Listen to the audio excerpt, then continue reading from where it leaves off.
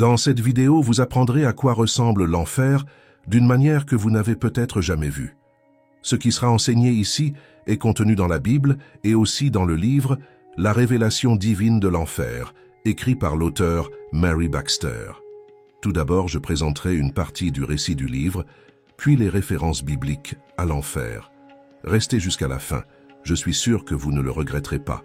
L'auteur du livre écrit « En mars 1976, alors que je priais à la maison, j'ai ressenti la présence réelle de Dieu.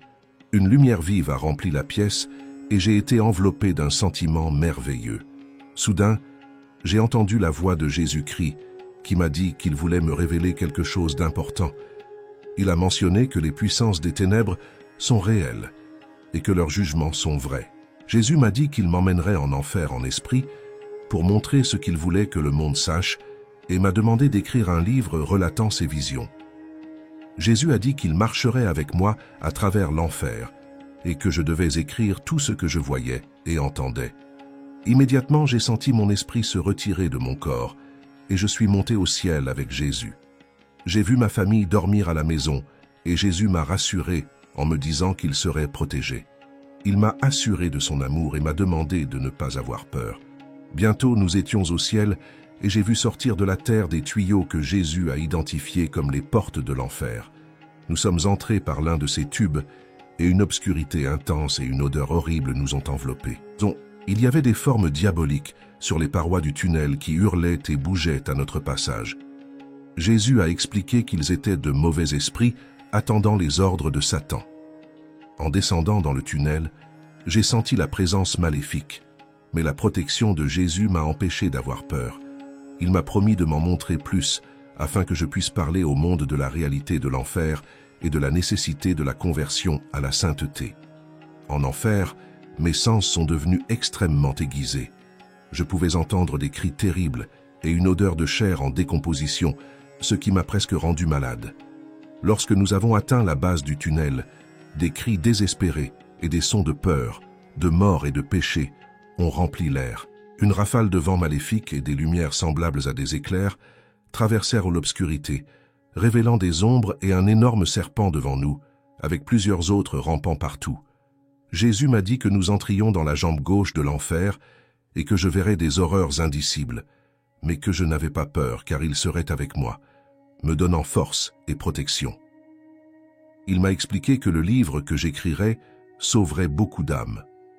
En sortant du tunnel, je l'ai vu voler et j'ai entendu des gémissements et des cris pitoyables.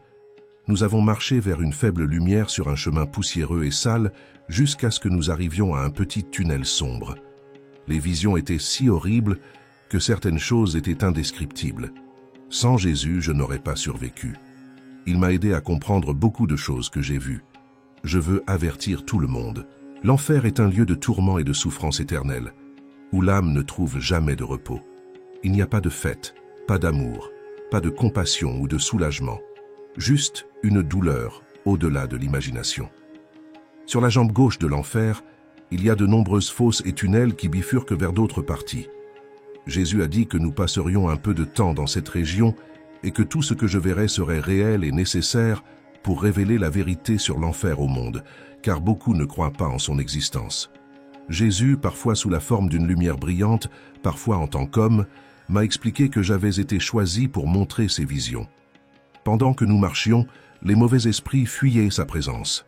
Mes sens étaient exacerbés et je pouvais sentir la peur et le danger autour de nous.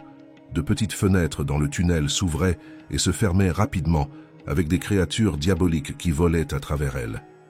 Nous avons atteint le bout du tunnel où il y avait des trous de feu partout. Chaque trou mesurait environ 1,5 mètre de large et 1 mètre de profondeur, avec du soufre chauffé au rouge sur les côtés. Jésus m'a montré qu'à l'intérieur de chaque trou, il y avait une âme perdue engloutie dans des flammes qui se rallumaient constamment. Malgré la terreur, j'ai ressenti la protection de Jésus et j'ai loué Dieu pour sa grande puissance. La vue de ces horreurs a servi d'avertissement. L'enfer est réel et plein de tourments inimaginables. Alors que nous descendions la jambe gauche de l'enfer, Jésus m'a montré des fosses où les âmes étaient repiégées sous forme de squelettes. L'une de ces âmes était une femme dont les cris de désespoir et de douleur m'ont brisé le cœur. Elle était en feu, avec des morceaux de chair tombant de ses os et des asticots rampant dans son corps. Elle implora la miséricorde de Jésus, mais il n'y avait pas d'échappatoire. Jésus a expliqué que c'était pour montrer que le résultat du péché est la mort, et que l'enfer est réel. Alors que je suivais le chemin tortueux, j'ai entendu des cris et des gémissements partout, sans aucun moment de paix. L'odeur de la chair en décomposition imprégnait l'air. Dans un autre trou, un homme a crié pardon, disant qu'il souffrait depuis de nombreuses années. Il a également supplié Jésus d'être emmené. Jésus, avec une profonde compassion et des larmes dans les yeux, a expliqué que l'homme avait rejeté l'Évangile à plusieurs reprises, s'était moqué de Jésus et ne s'était pas repenti de ses péchés, bien qu'il ait eu plusieurs occasions. L'homme a crié miséricorde et s'est repenti de ses péchés, mais Jésus a dit qu'il était trop tard car le jugement avait déjà été rendu. L'homme a demandé à avertir sa famille de se repentir, mais Jésus a expliqué qu'ils avaient déjà accès à l'Évangile par le biais de prédicateurs et d'autres moyens. L'homme entra dans une colère noire, blasphémant, alors que le feu consumait son corps, ne laissant qu'une brume nauséabonde sur son squelette. Jésus m'a montré que l'enfer est réel et que beaucoup d'âmes sont là parce qu'elles ne se sont pas repenties. Chaque âme avait les mêmes sentiments et les mêmes souvenirs que lorsqu'elle était vivante, se souvenant des occasions qu'elle avait de se repentir et dont elle n'avait pas profité. Nous avons vu une autre âme, une femme âgée, également piégée dans un trou de feu, avec de la chair en décomposition et des vers rampant à travers les os. Jésus m'a rappelé l'importance de répandre la réalité de l'enfer et la nécessité de se repentir pour éviter ce destin éternel. Il a réaffirmé que le ciel et l'enfer sont réels et que ma mission était de parler au monde de ces visions afin que plus de gens se repentent de leurs péchés avant qu'il ne soit trop tard. J'ai regardé à nouveau la vieille femme et j'ai remarqué qu'elle n'avait qu'une seule jambe et semblait avoir des caries perforées dans les os de la hanche. J'ai demandé à Jésus ce que c'était. Il répondit « Ma fille, quand elle était sur terre, elle a eu un cancer qui lui a causé une douleur intense. Elle a subi une intervention chirurgicale pour sauver sa vie.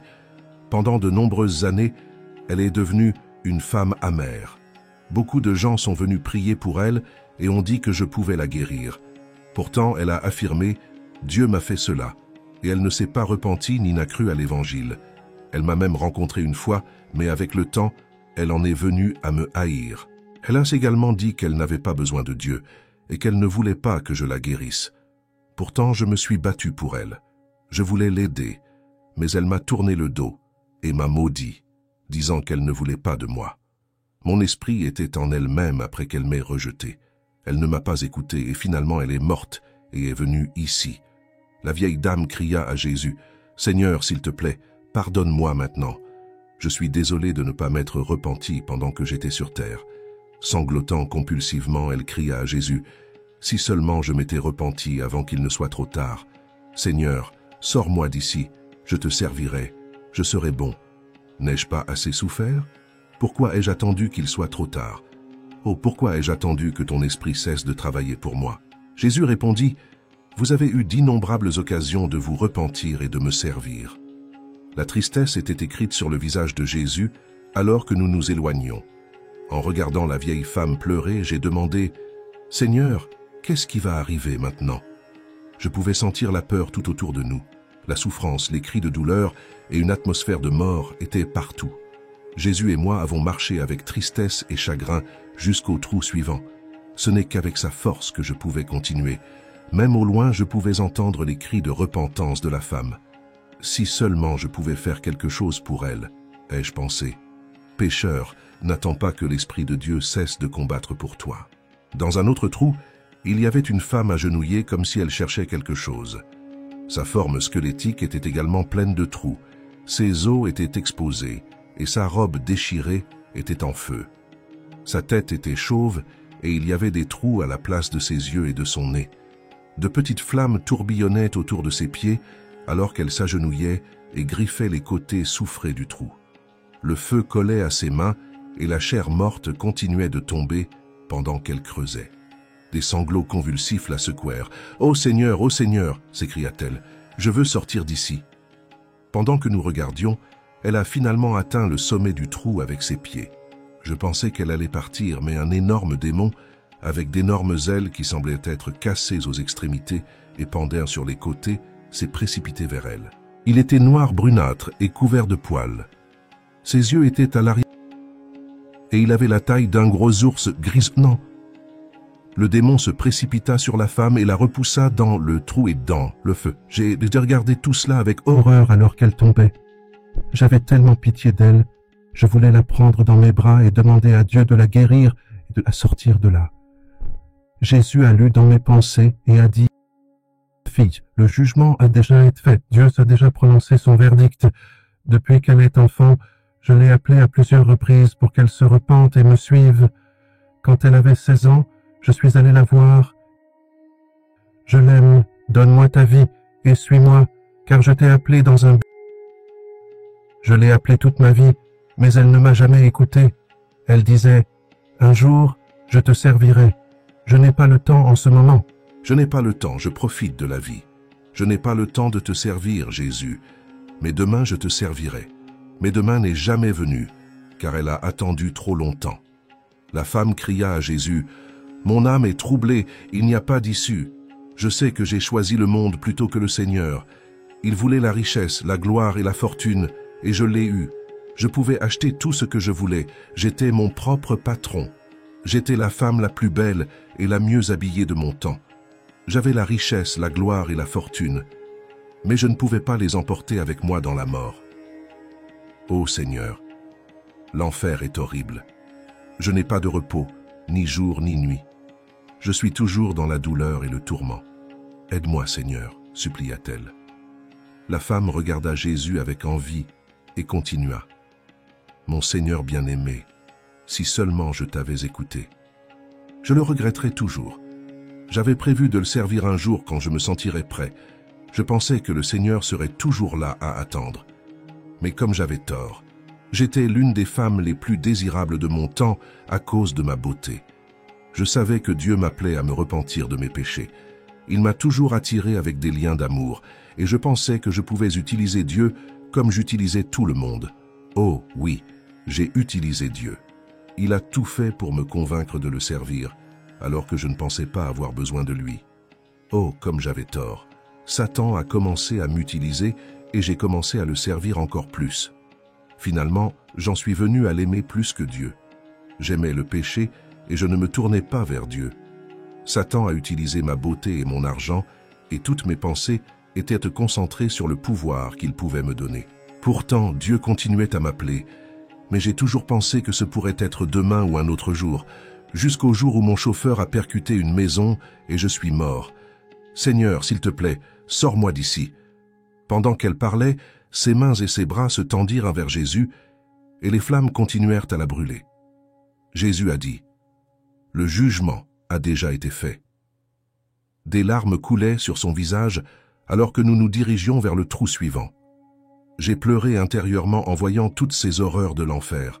« Cher Seigneur, m'écriai-je, la souffrance est trop réelle. Quand une âme vient ici, il n'y a plus d'espoir, plus de vie, plus d'amour. L'enfer est trop réel, il n'y a pas d'issue. » Je me suis dit, cette femme doit brûler pour toujours dans ces flammes. « Le temps presse, » a déclaré Jésus. « Nous serons de retour demain. Amis, si vous vivez dans le péché, repentez-vous. Si vous êtes nés de nouveau et que vous avez tourné le dos à Dieu, repentez-vous et revenez à lui maintenant. Vivez pour le bien et possédez la vérité.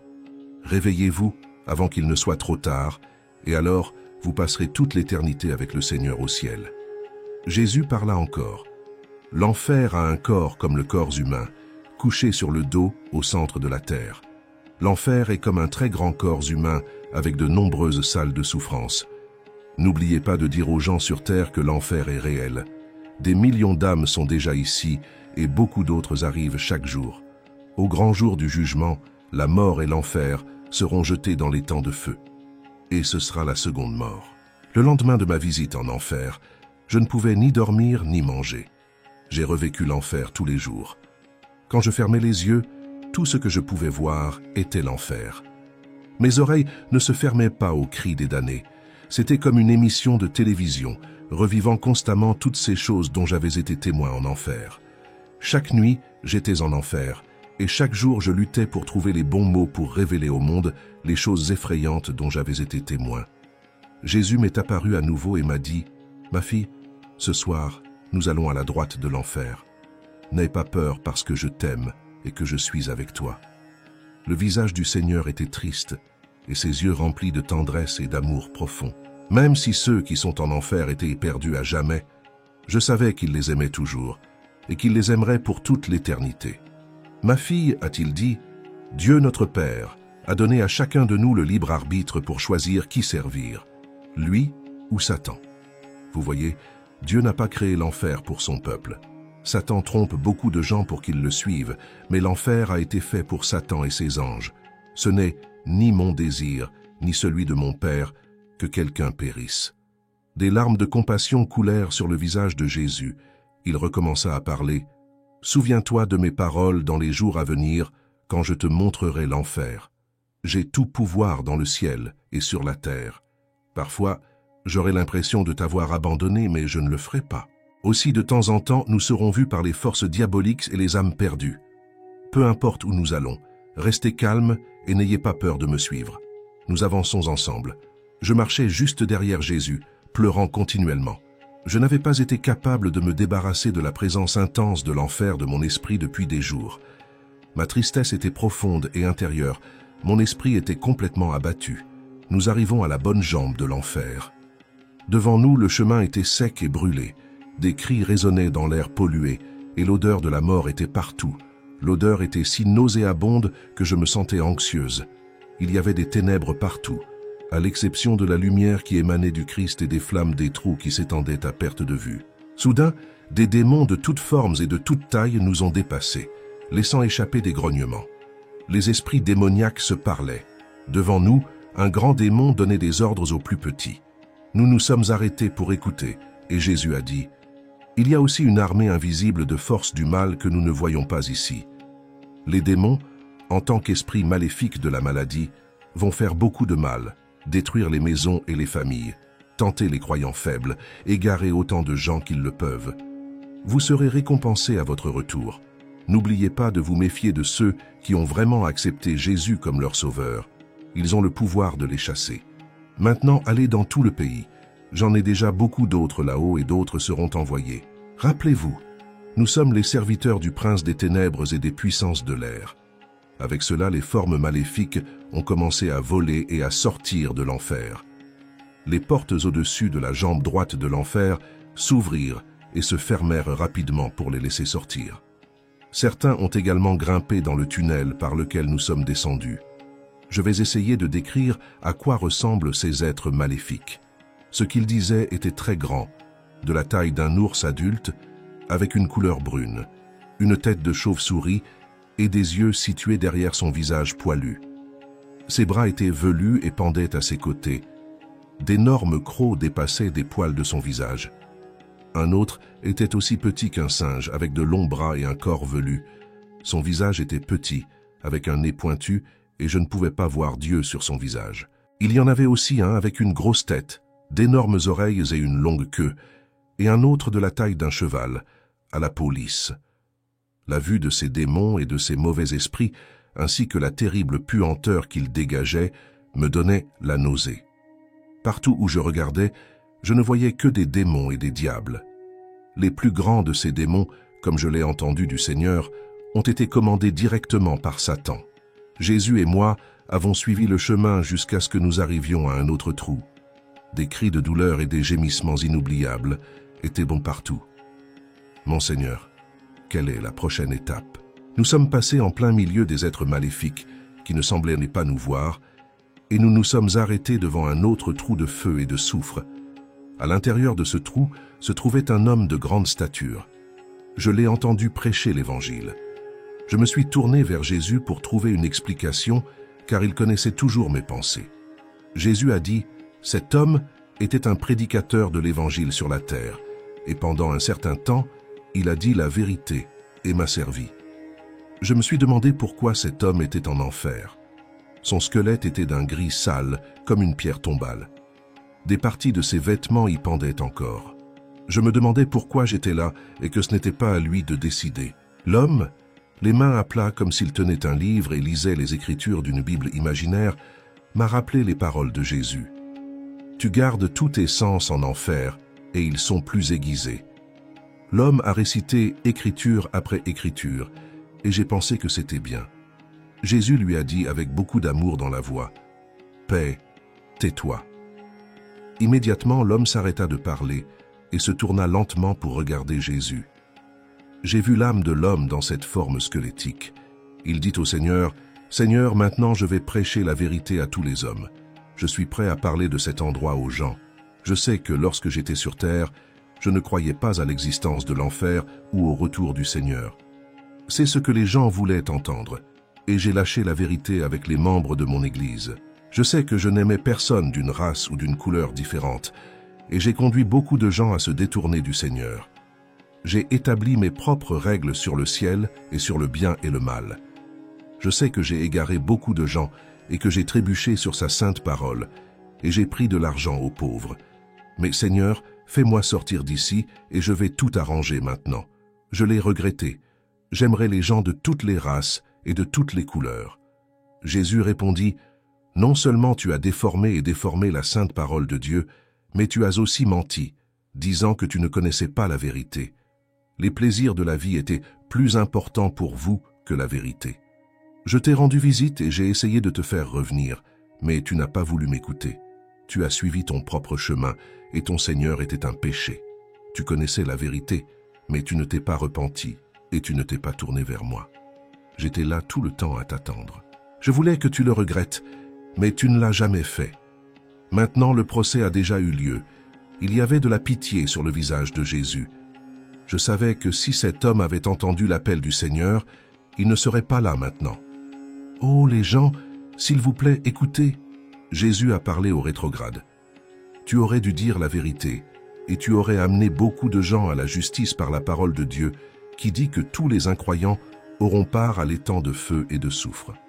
Vous connaissiez le chemin de la croix, vous connaissiez le chemin de la justice, vous saviez dire la vérité, mais Satan a rempli votre cœur de mensonges et vous êtes tombés dans le péché. Vous auriez dû vous repentir sincèrement, pas seulement à moitié. Ma parole est vraie, elle ne ment pas. Maintenant, il est trop tard, trop tard. » À ce moment-là, l'homme a levé les poings vers Jésus et l'a maudit. Malheureusement, Jésus et moi avons marché jusqu'au trou suivant.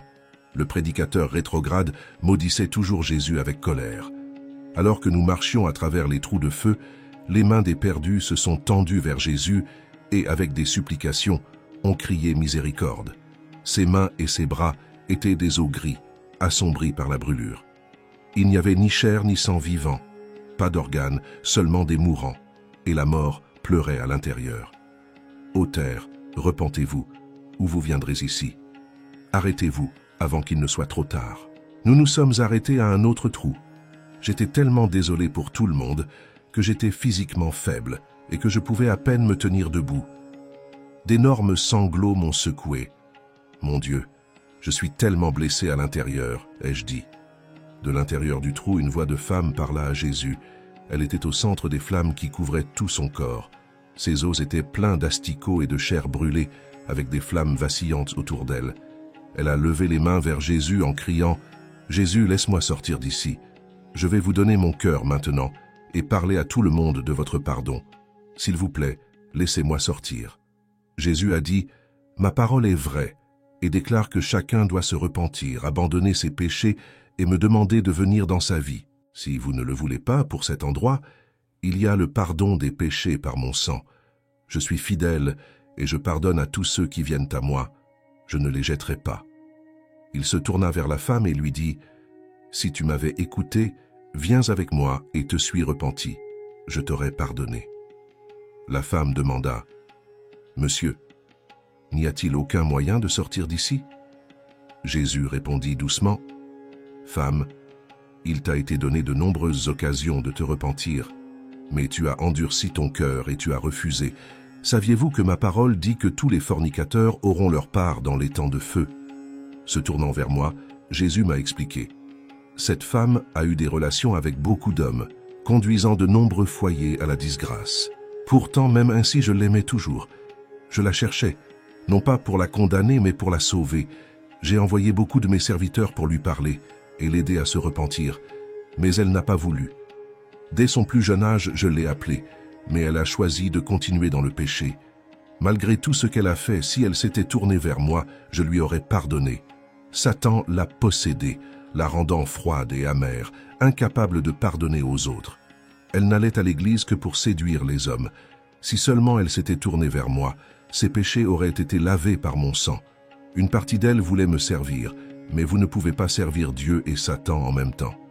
Chaque individu doit choisir qui servir. Qui? Soutenez, Seigneur, suppliai-je, tremblant devant les horreurs de l'enfer. Aide-moi, Seigneur, m'écriai-je. Satan ne veut pas que nous connaissions la vérité sur l'enfer. Jamais dans mes rêves les plus fous, je n'imaginais que ce serait comme ça. Quand tout cela va-t-il se terminer, cher Jésus? Jésus répondit, « Ma fille, seul le Père sait quand viendra la fin. » Puis il m'a calmé en disant, « Reste tranquille. » Une puissance énorme m'enveloppait. Nous avons de nouveau marché entre les trous. J'avais envie de racheter toutes ces âmes et de les amener aux pieds de Jésus. Des larmes ont inondé mes entrailles. Je n'ai jamais voulu voir mes enfants dans cet endroit. Finalement, Jésus m'a dit calmement, « Ma fille, nous allons chez toi maintenant. Nous serons de retour dans cette partie de l'enfer demain soir. » De retour à la maison, j'ai beaucoup pleuré pendant la journée. Cela m'a rappelé l'enfer et les âmes là-bas.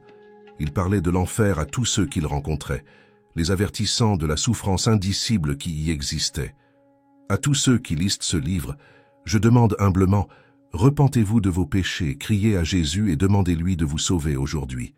N'attendez pas à demain, car demain n'arrivera peut-être pas. Agenouillez-vous devant lui, purifiez-vous de vos péchés, et ayez compassion comme Christ, en vous pardonnant les uns aux autres. Jésus est prêt à nous recevoir, si nous nous repentons vraiment et permettons à son sang de nous purifier de tout péché. Aime tes enfants et ton prochain comme toi-même. Le Seigneur des Églises dit, repentez-vous et soyez sauvés. La nuit suivante, Jésus et moi sommes retournés en enfer. J'ai été témoin à nouveau de l'amour de Jésus pour ses âmes perdues, ressentant son amour pour moi et pour tous les habitants de la terre.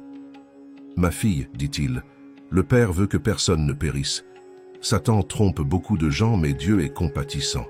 Si ces gens s'étaient tournés vers le Père et s'étaient repentis, il leur aurait pardonné.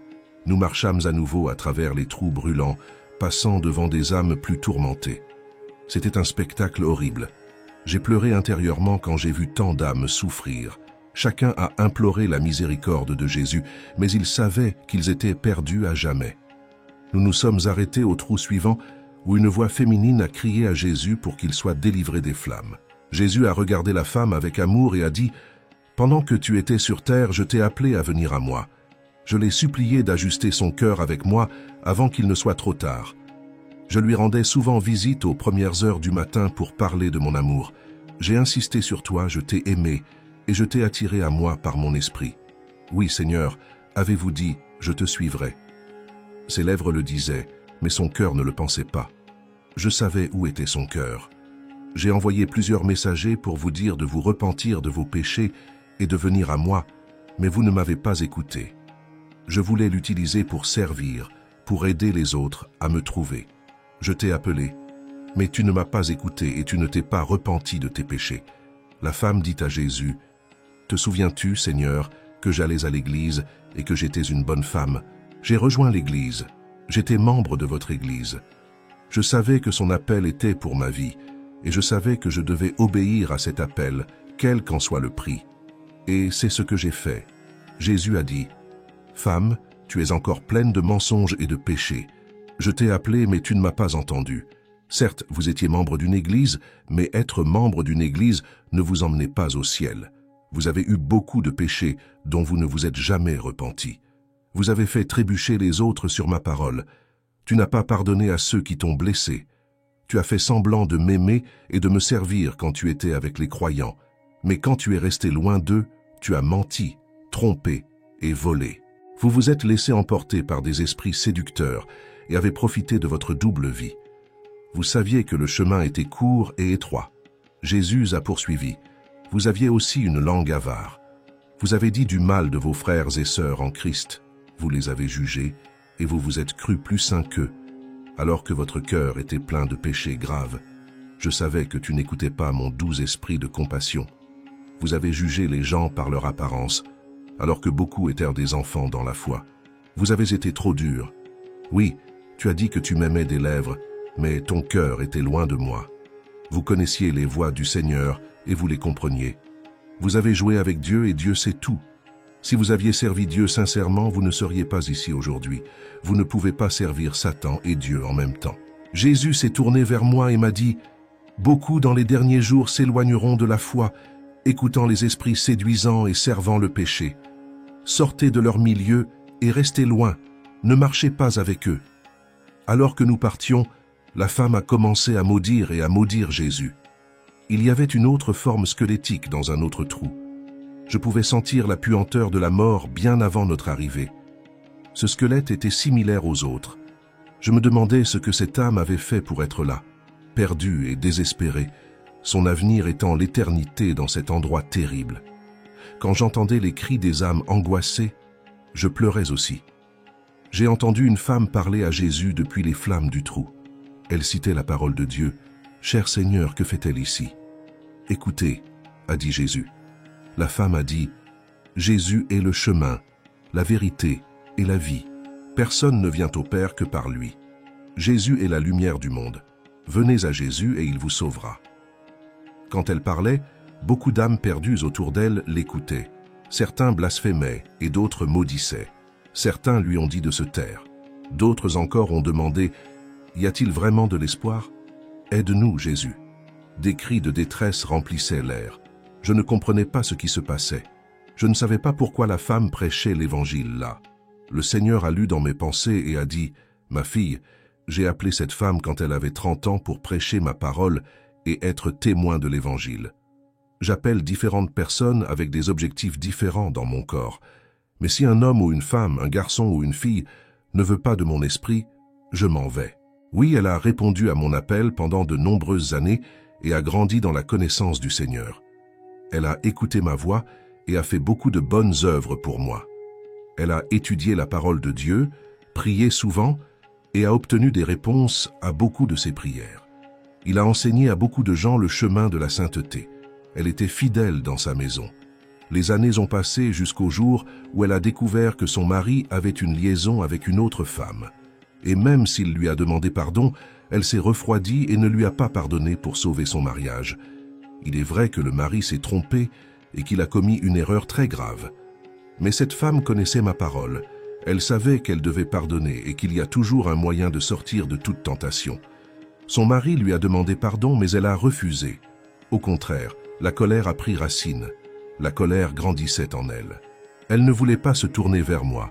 Chaque jour, elle devenait plus amère et disait dans son cœur « Me voici, servant Dieu en tout, et mon mari est en promenade avec une autre femme. Pensez-vous que c'est vrai ?»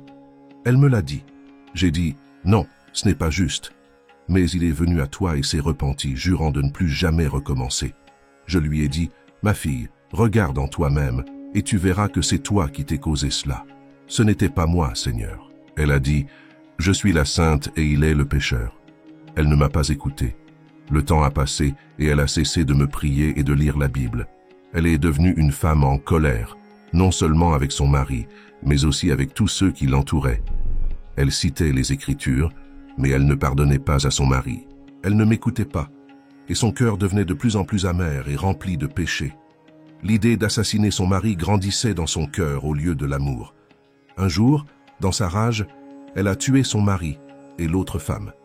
Satan a alors pris le contrôle total d'elle et elle s'est suicidée. J'ai regardé cette âme perdue qui avait abandonné Christ et condamné son âme pour toujours dans les flammes et la douleur. Je l'ai entendu répondre à Jésus « Je vais pardonner maintenant, Seigneur. Sortez-moi d'ici, j'obéirai maintenant. Tu vois, Seigneur, je prêche ta parole. À tout moment, les démons viendront me prendre pour me tourmenter encore plus. Ils me tortureront pendant des heures. Mes souffrances seront pires parce que je prêche ta parole. S'il te plaît, Seigneur, je te supplie de me sortir d'ici. » J'ai pleuré avec la femme dans le trou et j'ai demandé au Seigneur d'enlever toute l'amertume de son cœur. « Ne laisse pas la haine entrer dans mon cœur, Seigneur Jésus, » ai-je dit. « Venez, partons, » dit Jésus. Dans le trou suivant se trouvait un homme enveloppé dans sa forme squelettique, criant à Jésus « Seigneur » s'écria-t-il, « Aide-moi à comprendre pourquoi je suis ici. » Jésus répondit, « Calme-toi, tais-toi. Vous savez pourquoi vous êtes ici. Laissez-moi sortir, et je serai toujours bon. » L'homme a plaidé. Le Seigneur lui a dit, « Même en enfer, tu continues à mentir. » Jésus s'est tourné vers moi et m'a dit, « Cet homme est venu ici à l'âge de 23 ans. Il n'a pas écouté mon évangile. Il écoutait ma parole plusieurs fois et venait souvent chez moi. Je l'ai appelé par mon esprit au salut, mais il voulait le monde et ses plaisirs. Il aimait boire et n'a pas répondu à mon appel. Il a été élevé dans l'église, mais il ne s'est pas engagé envers moi. Un jour, il m'a dit, « Un jour, je te donnerai ma vie, Jésus. » Mais ce jour n'est jamais venu. Une nuit, après une fête, il a eu un accident de voiture et est finalement décédé. Satan l'a trompé jusqu'à la fin. Il est mort sur le coup sans entendre mon appel. D'autres personnes ont également perdu la vie dans l'accident. L'œuvre de Satan est de tuer, de voler et de détruire. Si seulement il m'avait obéi, ce n'est pas le désir de mon Père que quelqu'un périsse. Satan voulait l'âme de cet homme et il l'a détruite par le péché, la négligence et l'alcool. De nombreuses maisons et de nombreuses vies sont détruites chaque année par l'alcool. Si seulement les gens pouvaient voir que les plaisirs du monde ne sont que passagers. Si vous venez au Seigneur Jésus, il vous libérera de l'alcool. Criez à Jésus, il vous entendra et vous aidera. Il sera votre ami. Rappelez-vous qu'il vous aime et qu'il a le pouvoir de pardonner vos péchés. Chrétiens mariés, Jésus vous avertit de ne pas commettre d'adultère. Désirer quelqu'un du sexe opposé, même si vous ne commettez pas l'acte, peut être un adultère dans votre cœur. Jeunes, éloignez-vous de la drogue et des péchés sexuels. Si vous avez péché, Dieu vous pardonnera. Criez simplement pendant qu'il est temps. Tenez conseil avec de bons chrétiens adultes et parlez-leur de vos problèmes. Vous serez heureux d'avoir sauvé vos jours dans ce monde avant qu'il ne soit trop tard.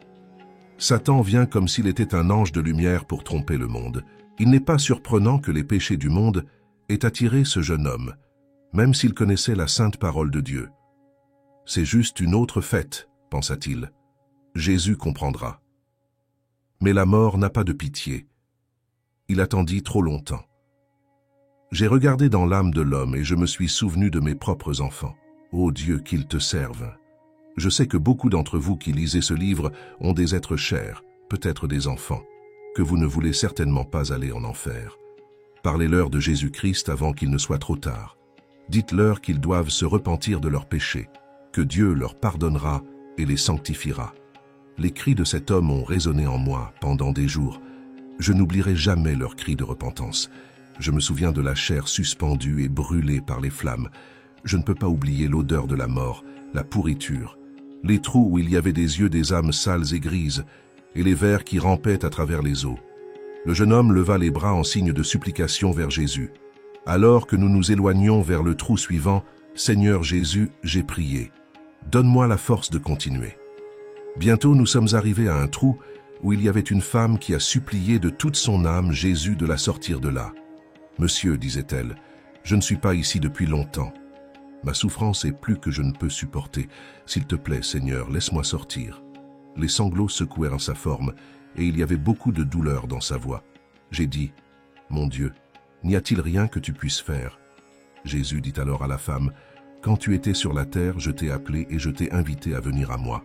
Je l'ai supplié de redresser son cœur avec moi, de pardonner aux autres, de faire le bien, de fuir le péché. Je lui ai même rendu visite aux petites heures du matin, et je l'ai appelé par mon esprit encore et encore. Tu as dit de tes lèvres que tu m'aimais, mais ton cœur était loin de moi. Vous ne saviez pas que rien ne peut être caché à Dieu. Tu as trompé les autres, mais tu n'as pas pu me tromper. J'ai envoyé d'autres personnes pour vous dire que vous devriez vous repentir, mais vous n'avez pas écouté. Vous ne l'avez pas entendu, vous ne l'avez pas vu. De plus, il les renvoya en colère. Je t'ai mis dans un endroit où tu pouvais entendre ma parole, mais tu ne m'as pas donné ton cœur. Vous ne l'avez pas regretté et vous n'avez pas eu honte de ce que vous avez fait. Tu as endurci ton cœur et tu t'es détourné de moi. Maintenant, vous êtes perdu à jamais. Tu aurais dû m'écouter. » À ce moment-là, elle a regardé Jésus et a commencé à l'insulter et à blasphémer Dieu. J'ai senti la présence de mauvais esprits et j'ai su que c'était eux qui blasphémaient et maudissaient. Qu'il est triste d'être perdu à jamais en enfer. résistez au diable, et il fuira loin de vous. Jésus a dit, « Le ciel et la terre passeront, mais mes paroles ne passeront pas. » Cette histoire est racontée par Mary Catherine Baxter dans le livre « La révélation divine de l'enfer ». C'est un témoignage puissant. Je recommande de le lire dans son intégralité pour une compréhension plus approfondie. Maintenant que vous avez entendu ce témoignage, je veux présenter la base biblique de l'enfer, afin qu'à la fin nous puissions arriver à une conclusion sur les vérités de l'enfer. À 3 reprises dans le texte, Jésus avertit ses disciples. « Il vaut mieux pour vous entrer dans la vie, royaume de Dieu, estropié, boiteux et aveugle, que d'aller en enfer. » À chaque avertissement, Jésus ajoute également quelque chose sur l'enfer. « Au feu qui ne s'éteint jamais », suivi d'un autre qualificatif, « où son ver ne meurt pas ». Quelle description épouvantable de la douce voix du Seigneur. Nous devons nous rappeler que les disciples n'ont pas été impressionnés par la description, car bien qu'il s'agisse d'une nouvelle révélation dans le ministère de Jésus, la description était déjà connue des disciples dans la lecture des prophètes. « Et les élus sortiront, et verront les hommes qui ont transgressé contre moi, car son ver ne mourra jamais, et son feu ne s'éteindra jamais, et ce sera une horreur pour toute la chair. » Et maintenant, considérant l'ensemble de la révélation biblique, voyons quel est l'enseignement biblique à propos de cet endroit.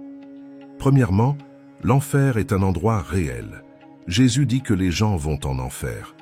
Le verbe utilisé implique de bouger ou de s'arrêter. Dans notre texte, il est utilisé avec la préposition « to » et le nom « hell ». Cette construction grammaticale donne la notion spatiale. Donc, ce que Jésus veut dire, c'est que quelqu'un est mis à part dans Dina. Mais qu'était Dina?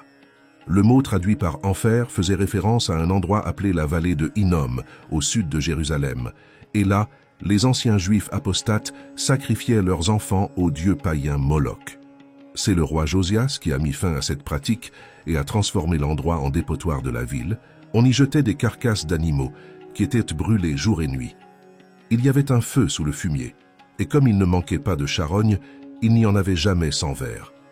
C'est donc le lieu du jugement de Dieu, et on l'appellera la vallée du massacre. En disant donc que les méchants vont en enfer à Dina, on a une idée de l'endroit horrible. Certes, il n'y avait pas d'autres chiffres pour démontrer à quel point l'enfer est terrible et misérable. Il n'y avait pas de description plus choquante pour décrire la souffrance et le tourment. Nous affirmons donc à la lumière de l'Écriture, l'enfer est un lieu réel. Deuxièmement, c'est un lieu de sensibilisation. Maintenant, en disant que c'est mieux que cela, Jésus-Christ révèle que ceux qui vont en enfer sont conscients de leur choix.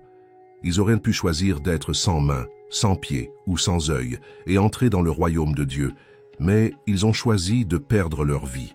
La Bible dit aussi, « Il aurait mieux valu pour lui qu'on lui mette une meule autour du cou et qu'on le jetât à la mer, où celui qui était une cause de trébuchement pour un petit croyant sut connaître la pierre d'achoppement causée. » La pierre d'achoppement, elle aussi était consciente de sa pierre dans le cou et de l'endroit où il se jetait.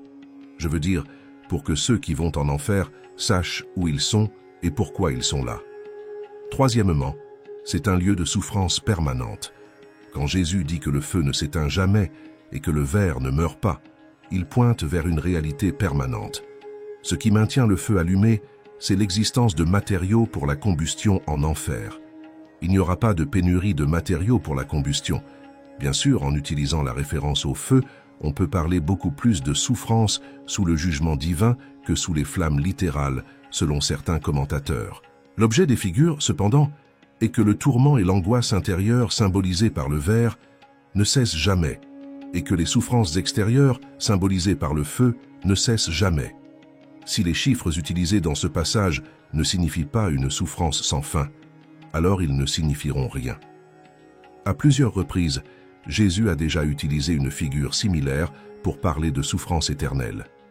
Par exemple, Jésus a dit que c'est un endroit décrit comme une fournaise ardente, où il y aura des pleurs et des grincements de dents. Jésus a dit que les justes iront à la vie éternelle, mais les méchants au tourment éternel. Maintenant, cela n'aurait aucun sens de penser que les justes seront avec Dieu pour toute l'éternité, et dans le même texte, Jésus pense que le tourment est temporaire. L'enfer est aussi appelé ténèbres. Dans une autre désignation, il y a ce qui est destiné à l'enfer, à la colère et à l'indignation, à la tribulation et à la détresse. Selon Jean, les méchants seront tourmentés jour et nuit pour toujours et à jamais. Selon l'Apocalypse, la bête et le faux prophète ont été jetés vivants dans les temps de feu et de soufre. Mais après 1000 ans, ils étaient toujours là où ils recevraient la compagnie du diable. Quatrièmement, l'enfer est le lieu de la colère de Dieu. Quand Jésus dit « feu qui ne s'éteint jamais », cela nous parle non seulement de souffrance, mais aussi de la colère de Dieu. Dans plus de 600 endroits, la Bible parle de la colère de Dieu. Dans le cas spécifique de l'enfer, le feu n'est pas purificateur, mais le feu de la colère de Dieu. Parce que Dieu est juste, il ne peut pas contempler les péchés. Parce que Dieu est amour et a aimé le monde, ceux qui rejettent ce grand amour rejettent un si grand salut. Parce que Dieu est souverain, le mal doit être vaincu. Dieu gagnera à la fin. L'enfer est donc l'effet de la colère de Dieu. Il s'ensuit que l'enfer n'est pas gouverné par Satan. Il y a des thèmes dans les Écritures qui sont douloureux. Parler de l'enfer est l'un de ces thèmes. Cependant, la doctrine de l'enfer fait partie de la théologie biblique. Et comme preuve de cela, le Seigneur Jésus et ses apôtres l'ont enseigné à plusieurs reprises. Comme l'a dit l'évêque John Rye, il n'y a pas de pitié à cacher aux hommes la matière de l'enfer.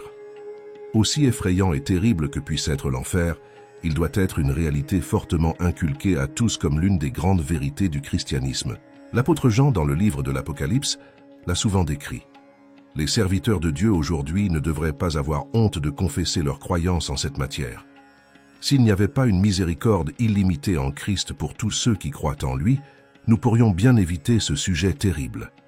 Ne pensez pas qu'il est facile de parler des millions de personnes qui passeront l'éternité dans les temps de feu. Certains amis pensent même que ma position est un peu dantesque et donc médiévale. Cependant, ma tâche en tant que ministre de l'Évangile est de dire la vérité, de suivre les traces du Maître, même si en exposant cette doctrine, certains se sentent mal à l'aise avec elle. Beaucoup s'efforcent sur la route de l'enfer, marchant sur un grand abîme qui ne s'ouvre pas pour en avaler certains, tout comme il a avalé Dathan, Coré et Abiram vivants. À cause des nombreuses miséricordes de Dieu, de ce même Dieu ils provoquent leur colère. Beaucoup aiment encore leurs péchés et croient faussement qu'ils peuvent jouir de l'éternité avec Dieu sans être pardonnés. Quelle sera la surprise de beaucoup lorsqu'ils se rendront compte qu'ils sont sous la colère de Dieu simplement parce qu'ils sont réticents à aimer Dieu? Ce n'est pas de l'amour pour les amis et les ennemis si le danger dans lequel ils se trouvent n'est pas annoncé. Peut-être faut-il que certains sentent le feu de l'abîme brûler sous leurs pieds. Je m'adresse à ceux qui ne se sont pas encore éveillés à la conversion et au danger qu'ils courent. L'enfer est pour tous ceux qui ne sont pas en Christ. Ils porteront le poids de la colère de Dieu. C'est Jean qui a dit « Dieu lui-même combattra contre ceux qui ne sont pas convertis ou qui pensent qu'ils sont convertis. » Le Seigneur dit « J'ai foulé le pressoir seul, et personne n'a de mes nouvelles de la part des peuples. Et je les ai foulés aux pieds dans ma colère, et je les ai écrasés dans ma colère, et leur sang a aspergé mes vêtements, et j'ai souillé tout mon vêtement. » Jean, le disciple de l'amour, vit de nouveau la scène terrible, et de sa bouche sortit une épée tranchante pour frapper les nations avec. Il les gouvernera avec une verge de fer, et c'est lui-même qui foulera le pressoir de la colère et de la colère du Dieu Tout-Puissant. Il n'y a rien entre eux et l'enfer que la miséricorde de Dieu, mais rappelez-vous, il est en colère, et qui peut vous empêcher d'agir contre vos péchés? Certains supposent à tort que tout va bien pour eux parce qu'ils ont la santé, la prospérité, la joie, vont à l'église et jouissent des bénédictions communes de Dieu, mais cela ne garantit pas qu'ils seront libérés de l'enfer. La seule garantie se trouve dans l'agneau de Dieu, qui a souffert la colère de Dieu pour les hommes.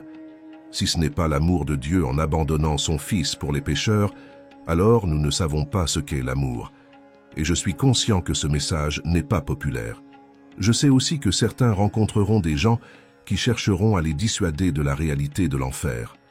Mais pourquoi la croix et toute la souffrance de Jésus, à moins qu'il n'y ait l'enfer?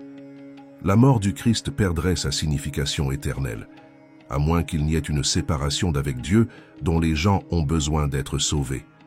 Ne pensez pas non plus que l'enfer n'est qu'une menace et non une réalité.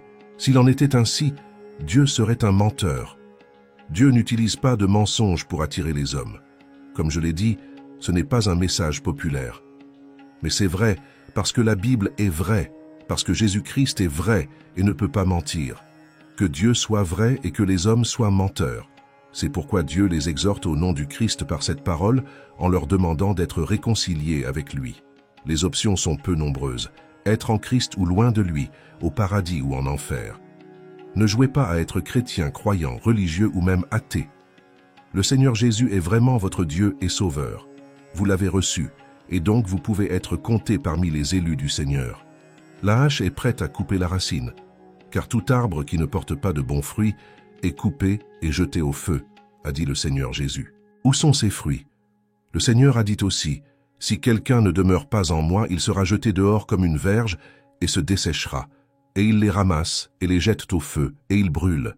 Si ce n'est pas une réalité dans votre vie, alors la colère de Dieu reste sur vous. Et vous serez jetés en enfer, le lieu qui a été créé pour le diable et ses anges. En rejetant la présence de Dieu, vous serez en compagnie du diable et de ses anges. Courez dans les bras miséricordieux du Seigneur Jésus pendant qu'il en est temps.